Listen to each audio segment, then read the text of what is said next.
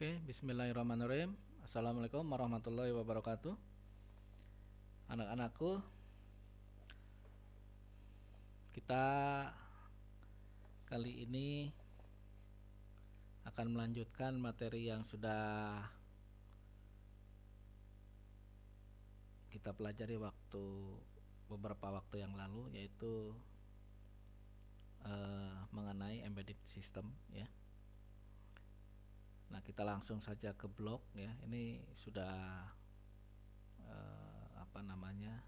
di Google Classroom, jadi nanti kalian buka saja materinya, ya. Kalau Bapak langsung saja ke blog yang sudah disiapkan, ya. Oke. Jadi kemarin sampai mengenal embedded system ini sudah, ya.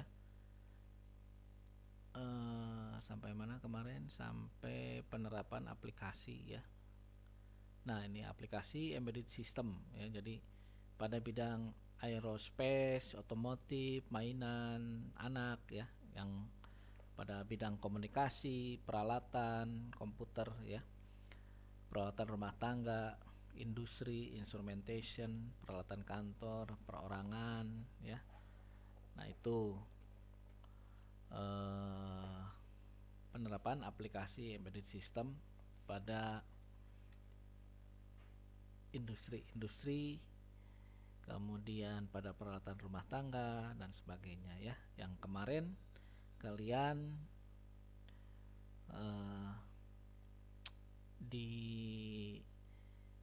dibuatkan dalam tugas, ya, untuk industri, instrumentation, peralatan kantor dan perorangan. Oke, tugasnya sudah Bapak periksa, dan bagi yang belum, harap segera secepatnya mengumpulkan, ya.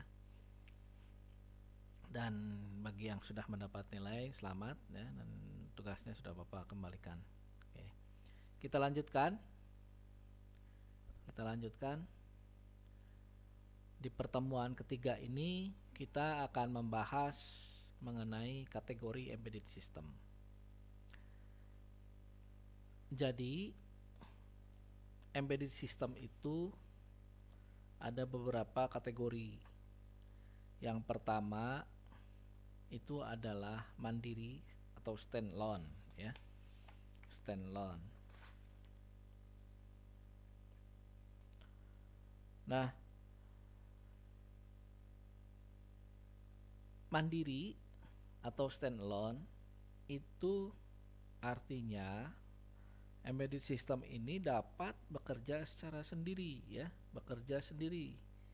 ya.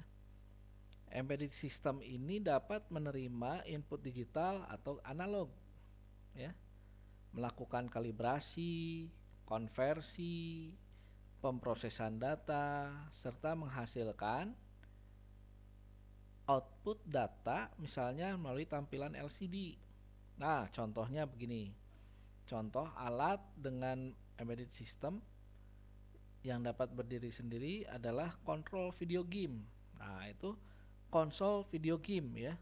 Kemudian MP3 player dan kamera digital. Itu adalah contoh dari penerapan embedded system dengan kategori standalone. Kemudian yang kedua, real time, ya. Jadi embedded system ini dikatakan real time itu jika memiliki waktu respon yang sangat cepat.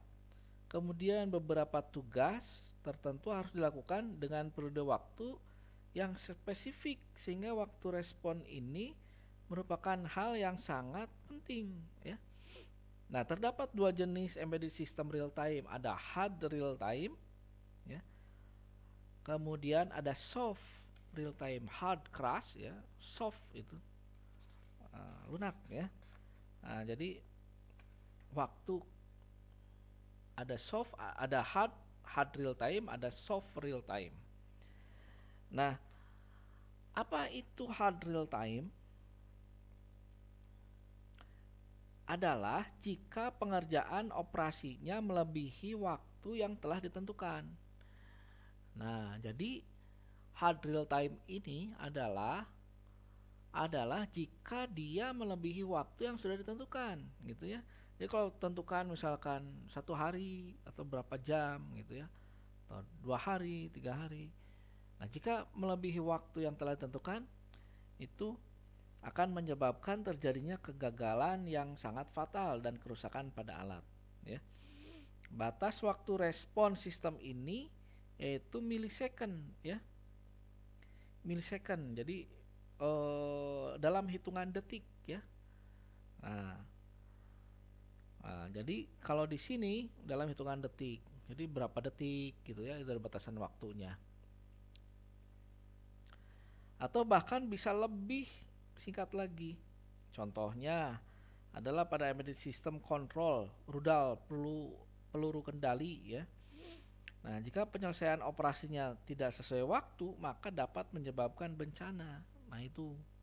Jadi harus sesuai, misalnya tentukan berapa detik harus meluncur, atau kalau tidak meluncur dia akan menyebabkan meledak, ya. Itu yang hard real time. Kemudian yang soft real time. Pada beberapa embedded system, keterlambatan waktu respon dapat ditoleransi pada batas tertentu. Nah, embedded system tersebut termasuk ke dalam kategori embedded system soft real time. Jadi, pelanggaran batas waktu tersebut dapat menyebabkan kinerja sistem menurun, ya. Namun masih tetap dapat beroperasi. Nah, kalau tadi hard itu bisa menyebabkan kerusakan, ya, terhadap alat, ya. Nah, kalau soft penurunan kinerja sistem, ya. Namun masih tetap dapat beroperasi. Contoh alat pada embedded system kategori ini adalah microwave, ya, atau dan mesin cuci, ya. Nah, itu walaupun ada batas waktu untuk setiap operasinya, namun keterlambatan yang dapat ditoleransi adalah dalam hitungan detik, bukan milisecond. Oke. Kemudian networked, ya, networknya. Jadi embedded system digunakan untuk menghubungkan jaringan ke sumber akses. Ya, jaringan yang dihubungkan dapat melalui jaringan local area network, wide area network, atau internet. Nah, ini ya kategori network. Nah, satu lagi terakhir yaitu mobile device, ya. Nah, mobile device ini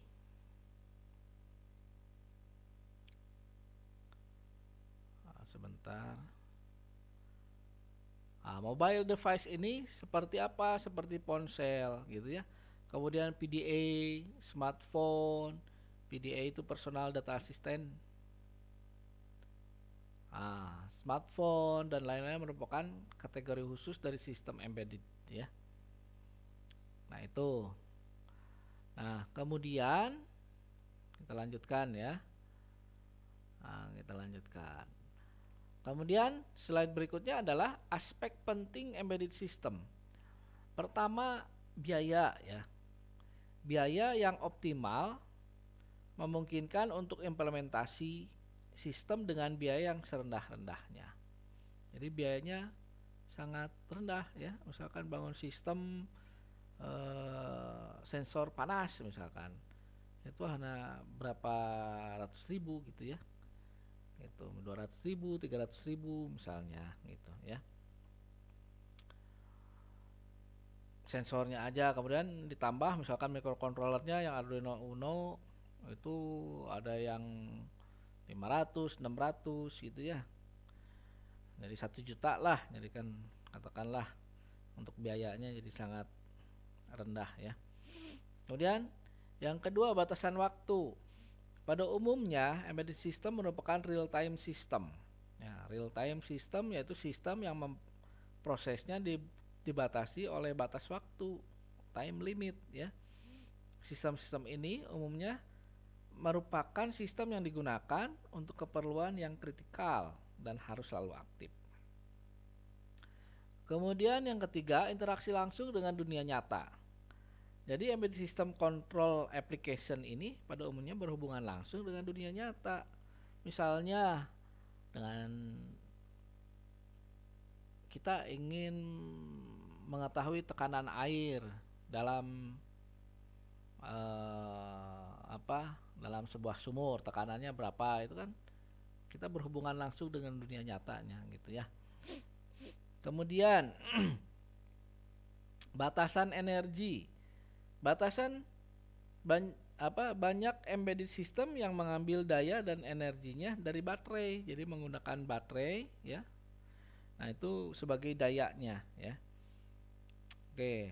Ada kemungkinan serangan atau gangguan pun dapat terjadi pada embedded system berkaitan dengan power supply. Kalau baterainya jelek, ya nanti pengaruhnya juga terhadap kinerjanya juga tidak akan baik ya.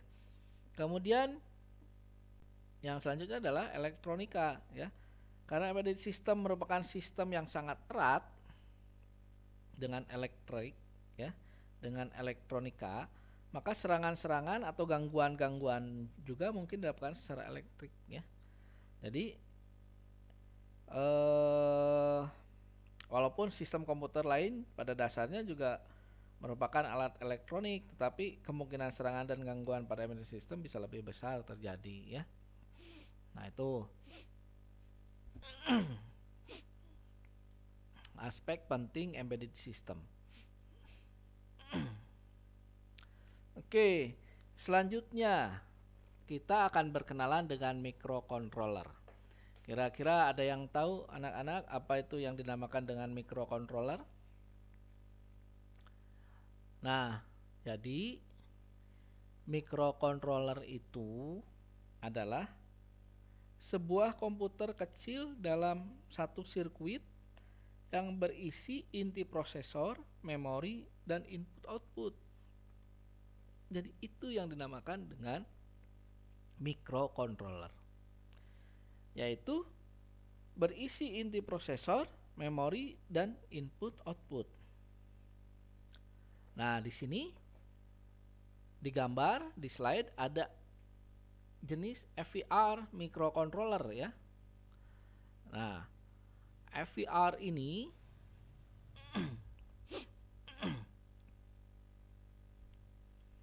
diproduksi oleh Atmel ya. Jadi dikenal dengan Atmel FVR. Nah, jadi adalah jenis microcontroller yang paling sering digunakan dalam bidang elektronika dan instrumentasi. Nah, FVR sendiri berasal dari nama orang penemunya ya. Jadi penemunya itu berkebangsaan Norwegia ya, namanya Alf Egil Bogen ya, dan Vegard Wolin ya. Prosesor. Kedua orang ini berkebangsaan Norwegia ya, jadi menemukan microcontroller FVR yang kemudian diproduksi oleh Atmel ya. Oke. Nah, microcontroller itu ada banyak jenisnya. Ada Arduino ya.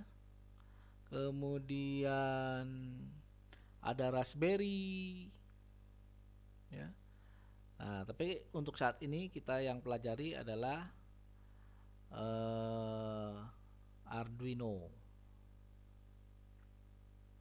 Nah, Arduino itu ada banyak, ada Arduino Uno ya, kemudian ada Due tulisnya, kemudian ada Arduino Mega, ada Leonardo, ada Vio, ada Lilipad ya, ada Nano, ada Pro Mini ya, ada Micro. Itu untuk Arduino saja ya. Ada satu pertama Arduino Uno, kemudian Arduino Due ya, kemudian Arduino Mega. Nah, kemudian Arduino Leonardo. Nah, kemudian ada Lilipad ya, ada Vio, ada Nano, ada Pro Mini, ada Micro. Nah, itu ya. Jadi nanti kalian harus Ingat itu ya jenis-jenis Arduino-nya.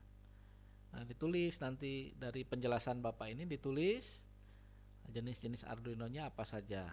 Satu Uno, dua ya, Du gitu ya. Ada Mega, ada Leonardo, ada Vio, ada Lilipad ya. Ada Nano, ada Pro Mini dan Micro ya. Nanti kalian atau bisa cari juga di internet ya jenis-jenis Arduino.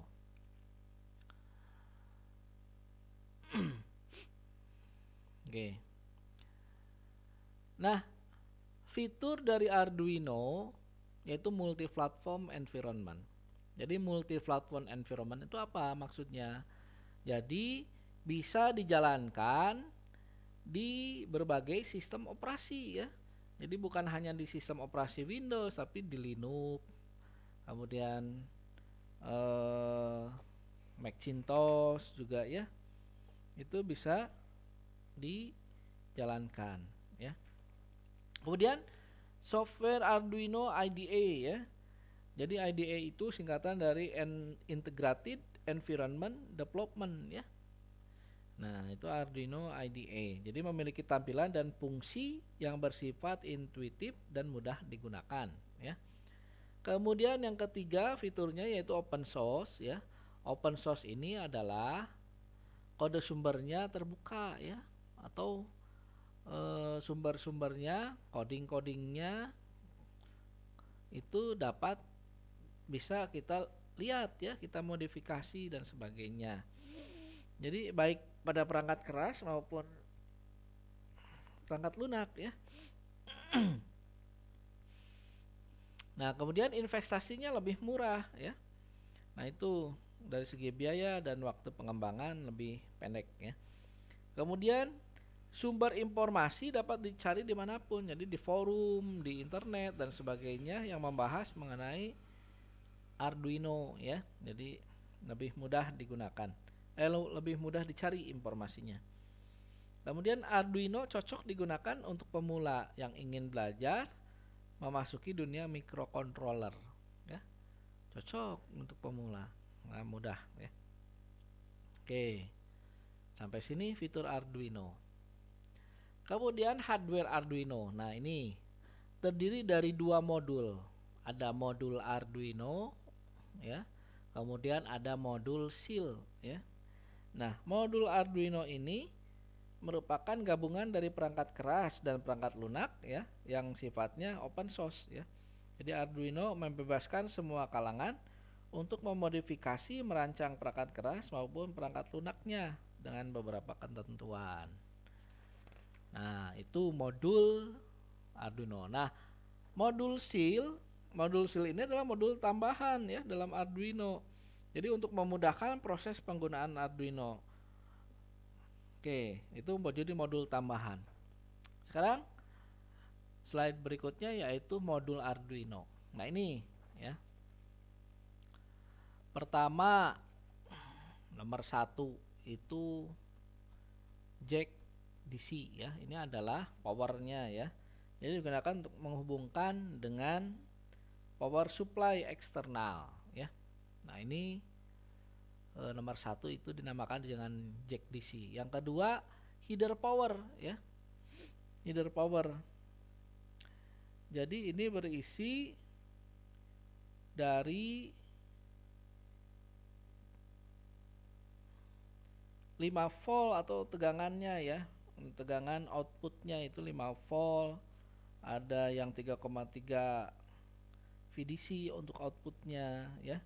Kemudian ada groundingnya juga untuk pin ground ya. Nah, jadi pin yang terhubung langsung dengan jack DC. Kemudian yang nomor 3 ya, yang ini input edisi ya. Nah, yang ini input edisi.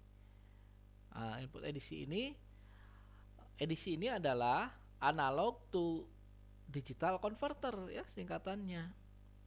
Ya. Jadi jalur input tegangan analog untuk edisi ya. Nah, yang keempat microcontroller. Nah, yang ini microcontroller nomor 4 ya. Jadi semua proses utama ya, semua proses utama Arduino di bagian ini program yang kita buat akan disimpan dan dieksekusi ya. Controller. Kemudian yang kelima, nah ini ada USB. Nah ini jadi untuk menghubungkan dengan data pemrogramannya ya dengan software, dan ini melalui USB ya. Nah kemudian ada yang namanya ISP dan SPI ya. Jadi ini ada sesuatu yang berbeda ya. Jadi SPI yaitu Serial Peripheral Interface ya. Ini adalah antar muka ya, sekaligus pemrograman Arduino melalui jalur ISP ya, yaitu In System Programming. Jadi pemrograman Arduino ini melalui jalur ISP tidak disarankan karena dapat menghilangkan fitur bootloader ya, sehingga Arduino tidak dapat diprogram lagi melalui USB. Nah, nomor 7 ya. Nomor 7 adalah tombol reset ya. Tombol reset ini digunakan untuk mengulang eksekusi kode program dari awal. Nah, ini jadi kalau misalkan ada kebutuhan untuk mereset ya tinggal pijit tombol ini. Kemudian nomor 8. Maaf ini bukan 12, itu I2C ya. Pin yang digunakan untuk komunikasi menggunakan antar muka I2C. Nah, ini nomor berapa? Nomor 8. Nah, ini 2 pin ini ya. Nah, ini I2C. Kemudian nomor 9-nya yaitu referensi edisi ya. Nah, pin tegangan referensi edisi nomor 9. Nah, pin lubang ketiga. Dari 10 sampai akhir itu yang dinamakan dengan digital ya. Nomor 10 ini dari pin 4 sampai 12 sampai ini ujung akhir ini adalah dinamakan dengan digital. Pin digital yang dapat digunakan sebagai jalur input output digital ya. Kemudian PWM, pin Arduino yang memiliki fitur PWM. Fitur PWM dapat digunakan sebagai output tegangan analog ya. Nah, itu nomor 11 ya dari sini. Oke. Kemudian UART, pin yang digunakan untuk komunikasi menggunakan antarmuka UART RX atau TX ya. Nah, di sini pin nomor 12 ya. Nah, ini modul Arduino. Kemudian modul seal Arduino. Ada IMS Blue Seal ya. IMS Blue Seal ini digunakan untuk keperluan komunikasi dengan menggunakan antarmuka Bluetooth ya. Nah, itu dengan menggunakan antarmuka Bluetooth. Kemudian ada IMS RFID, ini menggunakan RFID ya, Radio Frequency Identification System ya. Itu RFID.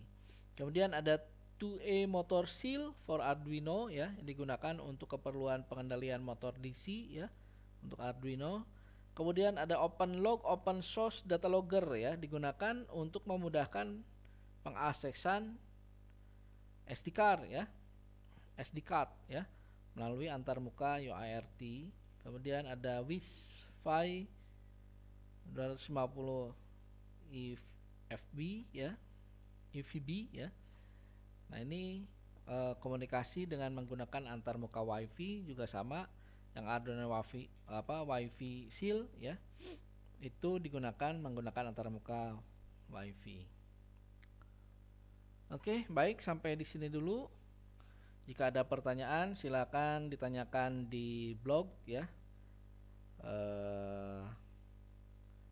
Kemudian ada tugasnya yang harus kalian kerjakan ya.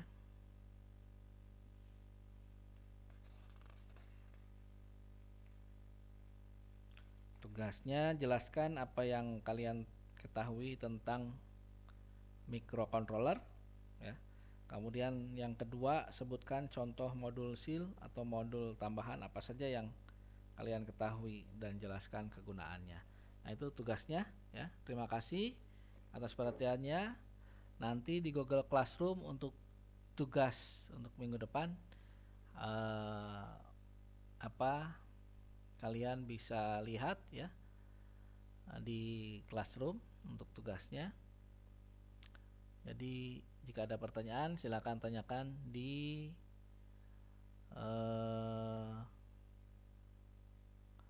blog ya, ditanyakan. Oke, terima kasih atas perhatiannya. Assalamualaikum warahmatullahi wabarakatuh.